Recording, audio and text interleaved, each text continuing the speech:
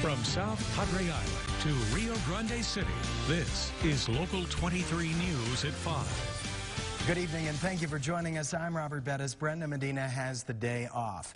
Texas tops the nation for recoveries from COVID-19.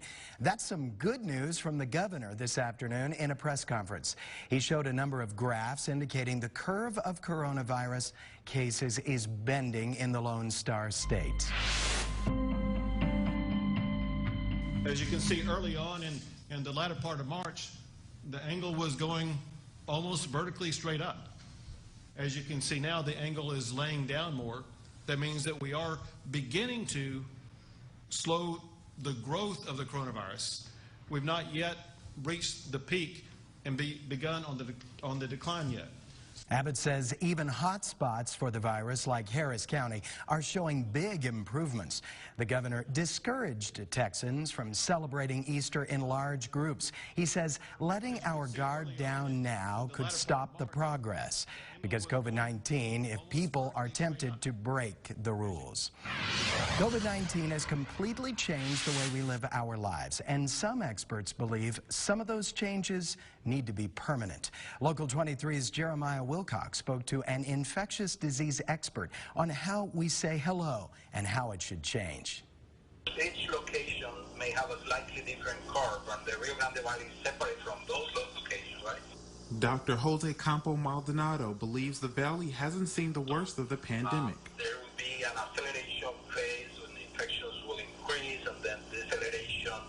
And then at some point, looking at that information, we may be able to start considering go back to normal. Major cities across the country are starting to see a bend in the curve. Intensive care hospitalizations in New York State and California have seen a decline in patients.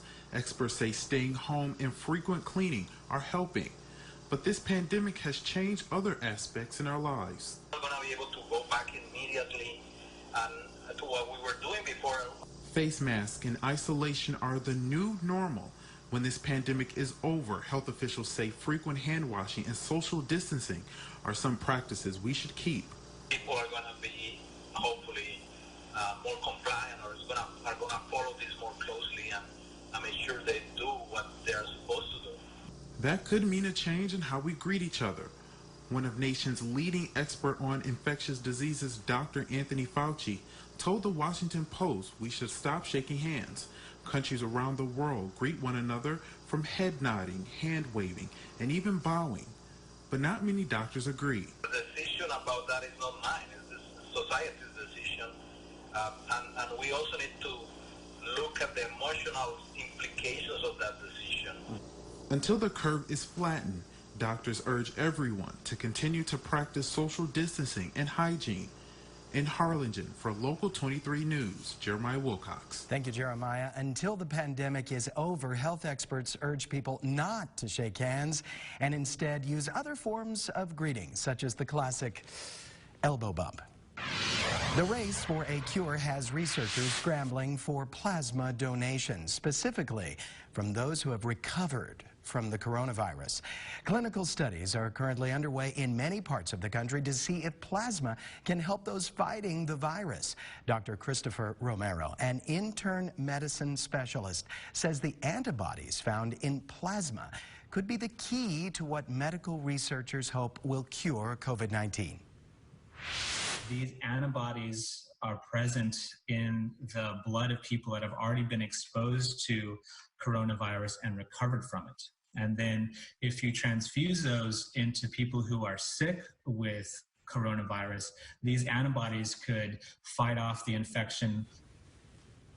While plasma hasn't been proven to cure COVID-19, Dr. Romero says it is a good stepping stone for medical researchers in their fight against the outbreak.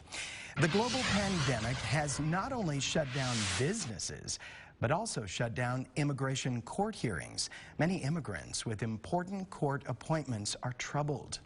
According to the USCIS website, as of March 18th, U.S. Citizenship and Immigration Services has been temporarily suspending all in-person services until May 3rd.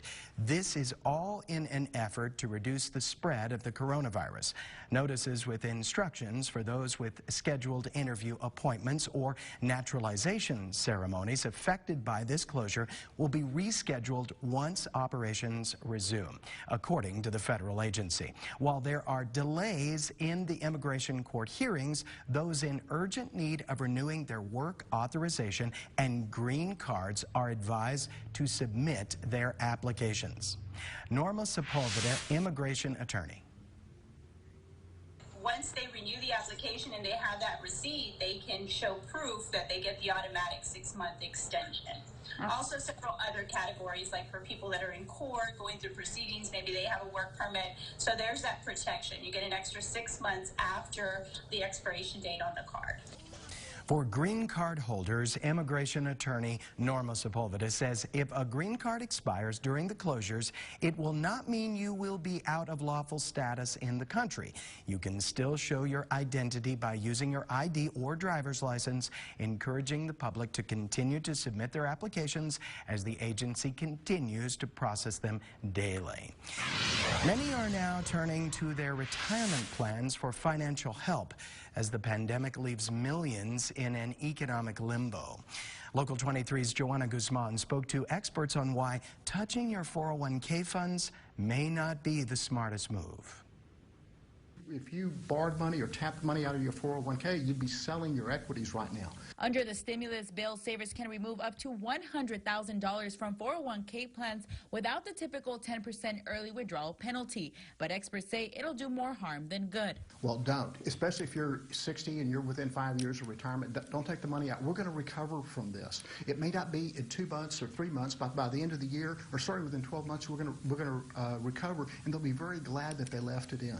Bobby Ferris is the Wealth Management Group Chairman at Texas Regional Bank. He says there's many options, and turning to your retirement plans shouldn't be one. First option is, under the CARES Act, if you're a sole proprietor or you're an independent contractor, you can apply for PPP, and I would recommend that you do that right through your bank. Most banks, you can do it online.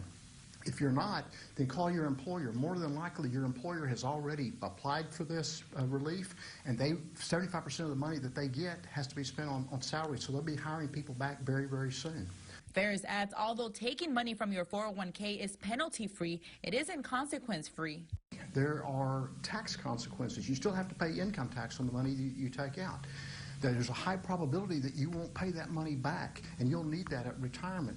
Those who decide to remove funds will have a 3-year period to pay taxes and the amount removed from retirement plans back. In Harlingen, I'm Joanna Guzman, Local 23 News. Thank you, Joanna. Experts also say now is a good time to buy stocks rather than selling them. A second-grade social experiment project out of Harlingen is going viral with a simple yet powerful message during the COVID-19 pandemic. The Munoz family of Harlingen decided to make a rap video about washing your hands and staying home. The video was part of a class assignment promoting social awareness. Father of Miles and Mason, Matthew Munoz, helped the rap duo write the song. The video has gone viral and was played on local radio this morning.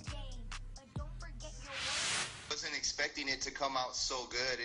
It was just something for school. It wasn't, supposed to, I guess, really go viral. My iPhone now. The Munoz family says the main goal of the video is to spread awareness to kids about the importance of washing your hands and staying home. They also say there could be another video in the works. Oh boy. Coming up, nurses are in desperate need for protective equipment. We spoke to a nurse who tells us what they are up against. Then a bakery finding ways to keep business going. We take a look at some unique toilet paper cakes. That's right, you heard right, it's toilet paper cakes. And we'll talk about showers overnight tonight, even some isolated thunderstorms. But then we clear out for the Easter weekend. In fact, we'll be close to 100 on Easter Sunday. I'm going to have your detailed forecast. You're watching Local 23 News at 5.